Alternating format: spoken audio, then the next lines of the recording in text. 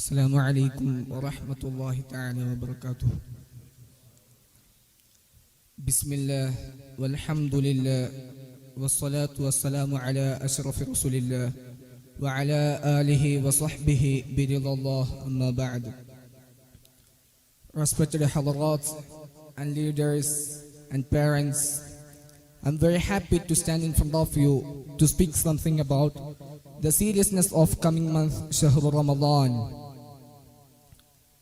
My brothers and sisters in Islam, as you know, we are at the door of month of Ramadan, and as you know, we will be fasting and we will be engaging in lots of recitation of Quran, and we will be engaging in lots of extra voluntary prayers at night.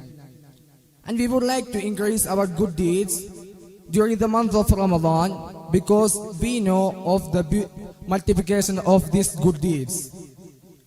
My brothers and sisters, what is important is for us to bear in mind that is a certain condition of these good deeds. And the primary condition, we need to be sincere. We have to do things for sake of Allah subhanahu wa ta'ala and the meet with Allah subhanahu wa ta'ala. We need to have a clean heart. The heart need to be cleansed. Sometimes the heart happens to be unclean because of the feelings we have against one another as Muslimin.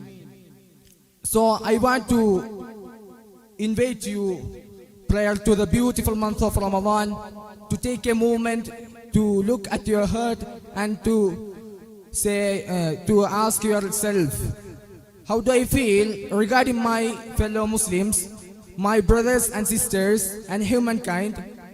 Is my heart upon a good condition? And do I have love to my fellow Muslims and within my community, within my family, within those who perhaps mix with me is as a person in my business or my workplace and so on? There is a medicine to solve every pressures and tensions. That is a dhikr.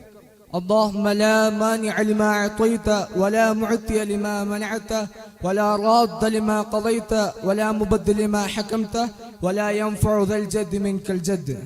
If you spell it after your every namaz, you will get willpower to address your every obstacles in your life.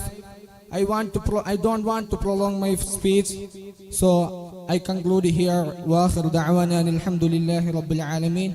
السلام عليكم.